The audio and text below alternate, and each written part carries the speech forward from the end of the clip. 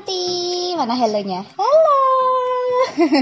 Halo anti-anti semua, apa kabar? Semoga semuanya selalu dikasih ASI yang lancar, dikasih ASI yang banyak, dikasih ASI yang berkualitas juga. Nah, hari ini Mami ditemenin sama Marvel. Kita itu mau berbagi momformation. Tapi sebelumnya jangan lupa untuk subscribe di YouTube-nya Mam Uung dan jangan lupa juga follow Instagram-nya Mam Uung. Nah, yuk kita langsung aja yuk.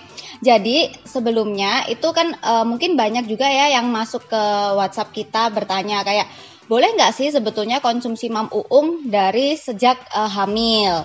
Atau kalau nggak mungkin boleh nggak konsumsi ASI booster? Mungkin bukan Mam Uung aja, tapi mungkin boleh nggak konsumsi ASI booster pada saat kita hamil gitu loh. Terus sering sih biasanya aku tuh bertanya sama mereka, maksudnya tujuan kamu konsumsi ASI booster ini apa? Seperti itu. Nah, jadi banyak dari mami-mami ini mungkin yang sebetulnya ingin mempersiapkan ASI ya. Jadi pada saat hamil inginnya sih supaya nanti pada waktu lahiran ASInya sudah keluar lancar. Atau mungkin kadang ada juga yang pengalaman anak pertama tidak merasa gagal untuk menyusui, bukan merasa gagal ya, merasa tidak berhasil perjalanannya, mungkin kurang mulus dalam menyusui. Akhirnya mungkin untuk anak kedua lebih ke persiapan minum ASI booster dulu pada saat hamil supaya pada saat menyusuinya nanti anaknya lahiran udah bisa langsung menyusui. Jadi sebenarnya gini, aku tidak menyarankan mengkonsumsi ASI booster pada saat hamil. Karena apa? Karena yang pertama begini, sebetulnya pada saat kita hamil kita itu sudah dikasih banyak suplemen sama dokter. Ada kalsium, ada asam folat. Mungkin kayak aku dulu juga aku ada riwayat preeklamsia, jadi aku ada dikasih kayak resep obat lain juga. Nah, menurut aku konsumsi itu sudah banyak sekali gitu loh.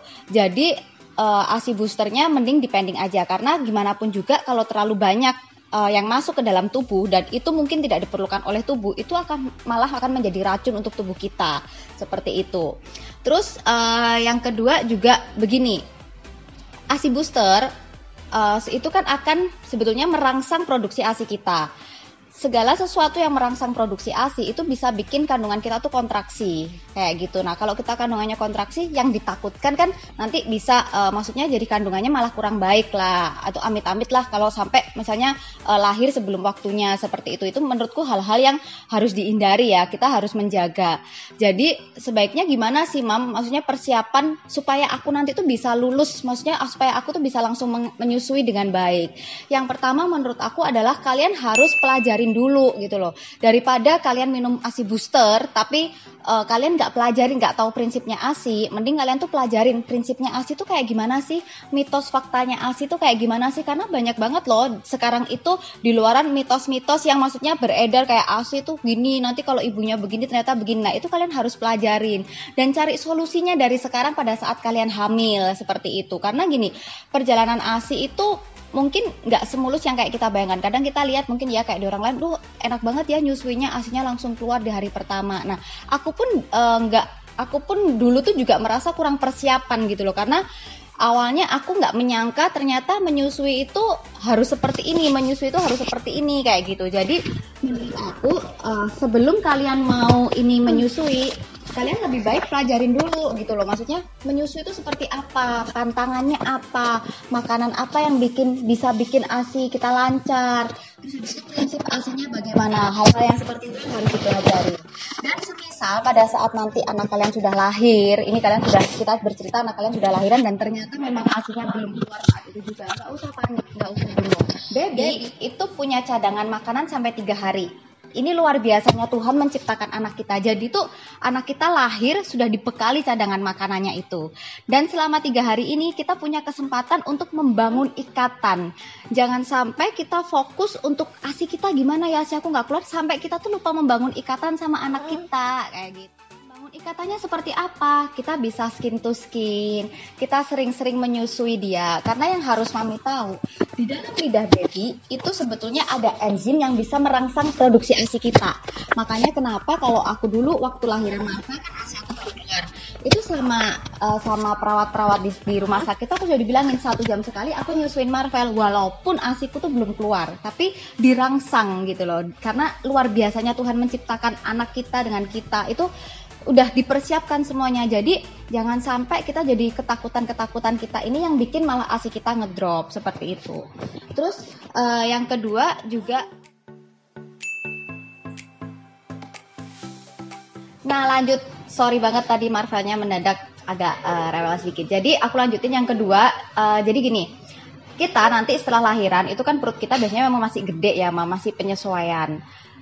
Mungkin ada banyak nanti omongan-omongan dari orang lain kayak, ih perut kamu kok masih gede banget, ih masih kayak orang hamil 5 bulan ya masih begini. Nah itu cuekin aja, dan jangan membuat itu jadi kita berpikir kayak aku harus kurus, aku harus ini. No, jadi tetap ibu menyusui, apalagi kalian yang setelah lahiran, kalian harus memperhatikan asupan gizi kalian. Karena apa? Tubuh kalian sendiri juga butuh recovery kayak gitu loh. Tubuh kalian sendiri juga butuh nutrisi supaya tubuh kalian cepat pulih seperti itu.